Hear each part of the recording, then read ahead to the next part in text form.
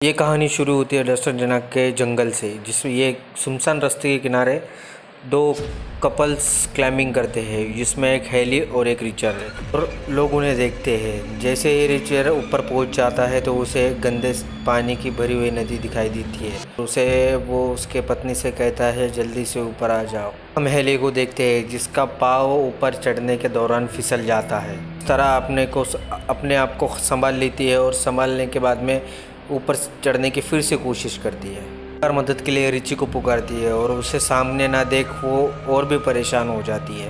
अचानक उसके चेहरे पे खून के 2 कतरे गिरकर वो और भी परेशान हो जाती है। उसकी नज़र रिची पर जाती है, जिसे कि कोई उठाकर नीचे फेंक देता है।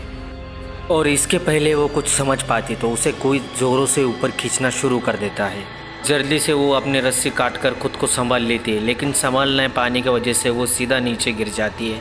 उसकी नज़र सीधा रिची के लाश पर पड़ जाती है, जिसे देखकर वो रोने लगती है। इसी दौरान उसे जंगलों से कुछ अजीबोगरीब आवाज़ आती है। इस तरह से वो अपनी जान बचाने के लिए अपनी गाड़ी की तरफ भागती है। इसी दौरान उसका पैर एक नुकीली तार में फंस जाता है और वो गिर जाती है। कोई शख्स उसे जंगल में खींच लेता है। अब हमारी नज़र इस इलाके में हो रहे वारदात पर जाती है, जहाँ न्यूज़ में इस इलाके में एक के बाद एक लापता गाड़ी होने की खबर आती है। यहाँ तक कि लोग इस इलाके में किसी शैतान का होने का दावा करते हैं। अब हम इस इलाके में एक गाड़ी को गुजरता हुआ देखते हैं। यहाँ हम कैरिस को देखते हैं, जो जॉब का इंटरव्यू देने किसी दूसरी शहर जा रहा होता है। और सफ़र के दौरान वो एक ट्रैफिक जैम में फंस जाता है। ड्राइवर से ट्रैफिक जैम होने की वजह पूछता है और ड्राइवर उसे बताता है कि 5 मील दूर एक केमिकल ट्रक पलट गया है, जिसके चलते उसे कई घंटे वही गुजारना पड़ेंगे। और यह सब सुनकर कैरिस परेशान हो जाता है और खुद को ट्रैफिक में फंसता हुआ देख वो अपनी गाड़ी को फिर से घुमा लेता है। वो लेट होता देख अपनी कंपनी को फ़ोन लगाता है, तो लेकिन पहाड़ी इलाका होने की वजह से उसका फ़ोन कट जाता है। और जाने की वजह से उसके एक बोर्ड पे नज़र पड़ती है गैस मिल के, और उसे रास्ते में एक के बाद एक लावारिस गाड़ियाँ नज़र आती है। और इनके दरमियान से गुजरता हुआ वो गैस स्टेशन तक पहुंचता है। वो गाड़ी में से उतरकर फ़ोन करने की कोशिश करता है, लेकिन फ़ोन डेड होने की वजह से उसका फ़ोन नहीं लग पाता। और वो गैस स्टेशन के मालिक से शहर को जाने के लिए दूसरे रास्ते के लिए पूछता है, और वो उसकी बातों को इग्नोर कर देता है। तभी उसकी नज़र एक गैस के वहाँ लगे एक नक्शे पर जाती है, जहाँ उसे शहर जाने के लिए एक कच्चा रास्ता दिखाई देता है। वो गैस स्टेशन के मालिक से पूछता है इस रास्ते के बारे में, और वो गाड़ी लेकर उस रास्ते की तरफ रवाना हो जाता है। जंगलों सा होता हुआ वो 2 रास्तों की तरफ पहुंचता है। उसे एक शॉर्टकट रास्ते का बोर्ड दिखाई देता है। वो ये सब देखकर सोच में पड़ जाता है और अपनी गाड़ी शॉर्टकट रास्ते की तरफ मोड़ देता है। और उसकी नज़र एक मरे हुए हिरन पर जाती है और उसे देखते देखते और सामने की गाड़ी से टकरा जाती है। इस दोनों गाड़ियों का भयानक एक्सीडेंट होता है, लेकिन कैरी इस एक्सीडेंट में बच जाता है। और इस एक्सीडेंट का शोर सुनकर गाड़ी के मालिक दौड़ते हुए आते हैं और इसका हाल पूछते हैं। खुद की हालत देखकर कैरी उनसे माफ़ी मांगता है और नुकसान की भरपाई करने का वादा करता है। साथ में इनसे वो बीच सड़क गाड़ी खरीद करने की वजह पूछता है, जहाँ फ्रांसी उसे बताती है सड़क पर किसी ने तभी कटीली तार बिछा रखी थी। उसकी वजह से इनके गाड़ी का एक टायर फट चुका होता है। और इनके एक सहेली पिछले गैस स्टेशन पर जाकर कॉल करने के लिए कहती है, और सभी अकेला चलने का फ़ैसला करते हैं। लेकिन इमाम और फ्रांसी वही गाड़ी की तरफ रुककर गाड़ी का ध्यान रखने का फ़ैसला करते हैं। और रास्ते पे चलने के दौरान उन चारों की नज़र एक सड़क पर पड़े हुए मेवले की तरफ जाती है। और उस लाश को ऐसे देख के लगता है कि उसे किसी बंदे ने बीच में से फाड़ के फेंक दी हो। और थोड़े दूर जाती है जंगलों में इन्हें एक गाड़ी का टायर जलता हुआ दिखाई देता है, और इसे देखकर कैरी को खतरे का अंदेशा होता है, जिससे कि वो सभी को आगे बढ़ने का अंदेशा देता है। और वो जंगल की तरफ चला जाता है, जिसे फ्रांसी देखकर उसे यहाँ ना देखकर घबरा जाती है और उसे ढूंढने के लिए वो जंगल में जाती है। चलते चलते उसकी नज़र उस शख्स के जूतों पे पड़ती है। जैसे ही वो इसके नज़दीक पहुँचती है, उसे उस शख्स का कान कटा हुआ दिखाई देता है।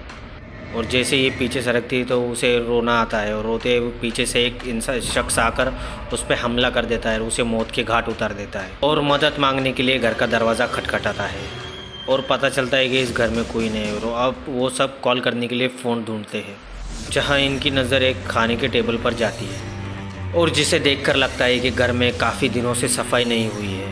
उन्हें ढेर सारे चश्मों और गाड़ियों की चाबियाँ मिलती है और जैसे कैरी फ्रिज को खोलता है तो उसे देखकर उसके होश उड़ जाते हैं। हम फ्रिज में ढेर सारी इंसानी अज़ाब को देखते हैं और जैसे को उस कमरे में वही कटीली तार दिखाई देती है जिससे कि उनके गाड़ी का टायर फट चुका होता है। और अब ये सब देखकर वो चारों यहाँ से भागने की कोशिश करते हैं।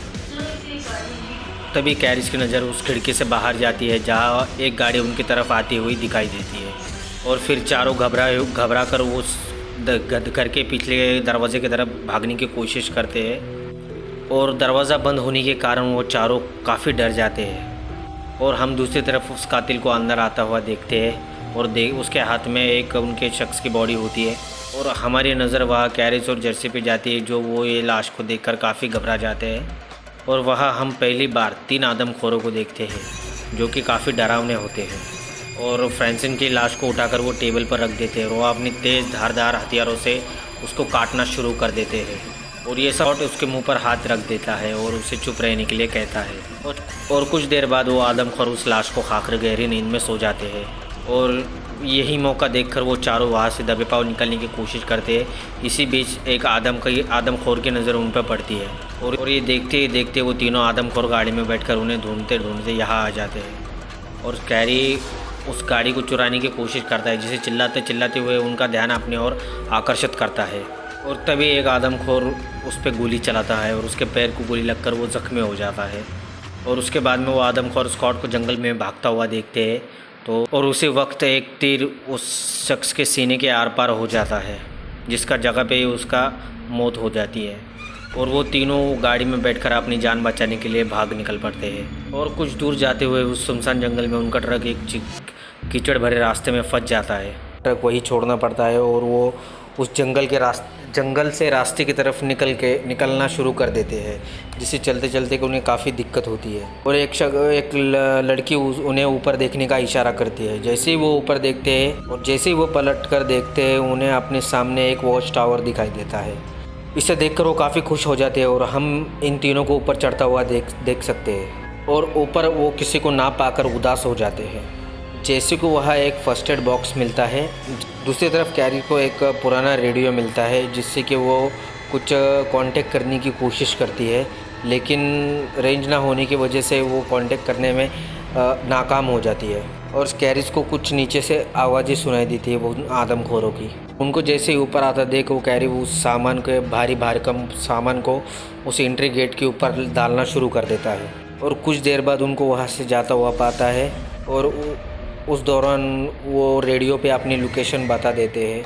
और तभी वो आदमखोर उस रेडियो के वायर को तोड़ डालते हैं और वो टावर को आग भी लगा देते हैं। और वो खुद को जलता हुआ देख वो और तीनों अपनी जान बचाने के लिए उन दरख्तों पे कूद पड़ते हैं।